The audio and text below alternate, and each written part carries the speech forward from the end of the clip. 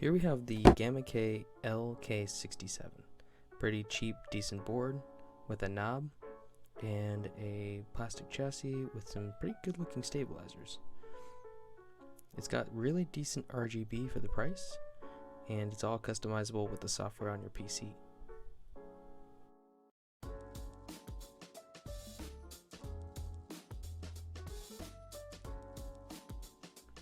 When taking apart this board, the first thing people note is that the switch on the back can break if you're not careful.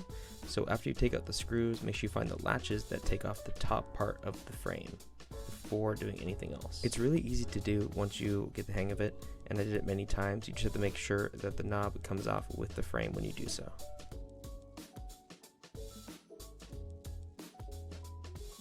Being careful with the cable in the back that connects to the battery, we took a look inside and it's actually really hollow. Taking the PCB apart from the plate, I realized there's a nice bit of dampening foam in between, which is actually kind of a premium feature. So with the price of this board, that's a pretty good deal. The stabilizers do come pre-clipped, but the factory lube included is just not enough. So you're going to need to take those out and re-lube them with your dielectric grease.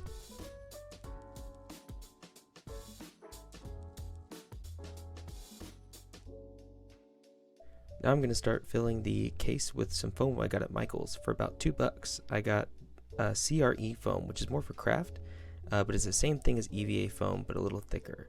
So hopefully this will either, add some poppiness or maybe add some deep sounds, but we're not entirely sure yet. We'll find out later. But I have to cut piece by piece and fill all those nook and crannies.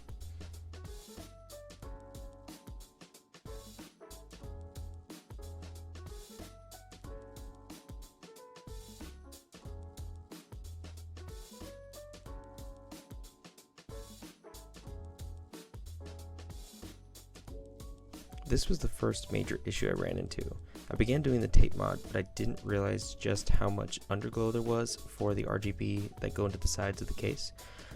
So I had to come back later and actually fit it back to size, but this was a few failed attempts at first.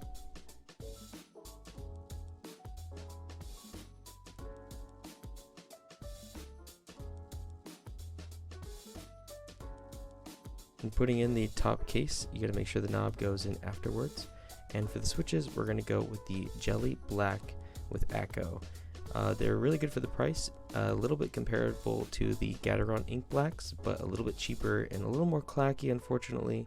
But for the price, you really can't beat them.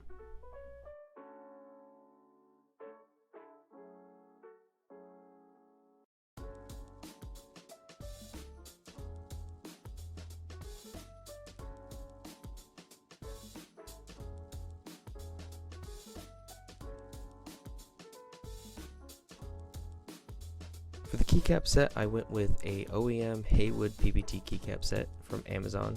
They're really gorgeous. They are clones, but it's affordable. Now here's where I ran into my first major issue.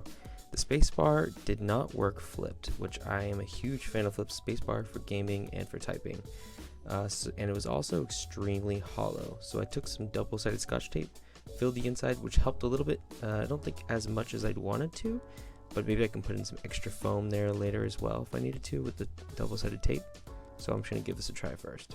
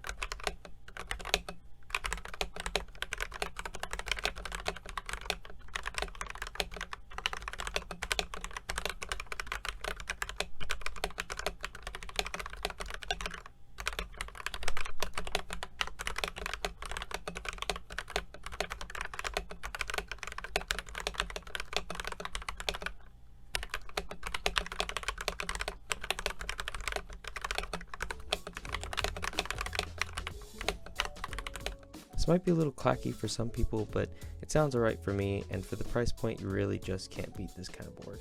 I'd say that building in this thing is a little unfortunate with the clip you have to be careful of, but if you do the research, you'll have a great time and a great board once you're done.